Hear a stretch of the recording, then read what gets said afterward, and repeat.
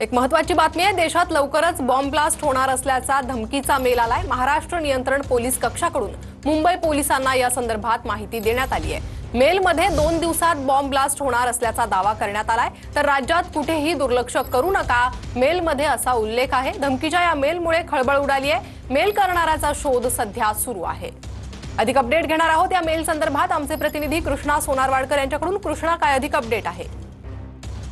प्रणिता, आपण पाहतोय की राज्याच्या डिझास्टर मॅनेजमेंट कंट्रोल रूमला हा धमकीचा मेल जो आहे तो आलेला आहे आणि 3 दिवसात राज्यात किंवा राज्याच्या बाहेर देशात कुठेही बॉम्ब ब्लास्ट होईल असा या धमकीचा कंटेंट होता आणि या मेलचा गंभीरतेने पाहायला सुरुवात केली आहे पोलिसांनी आणि त्या अनुषंगाने तपासाला सुरुवात सुद्धा केल्याचं कळतं आहे।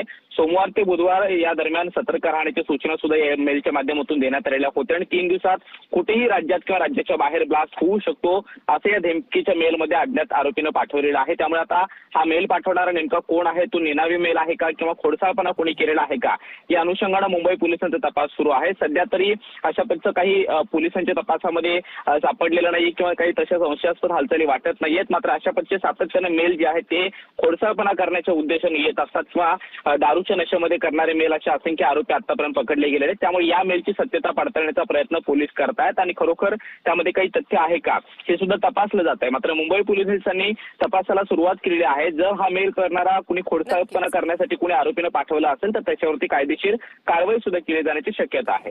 कृष्णा, धन्यवाद या सविस्तर माहितीसाठी।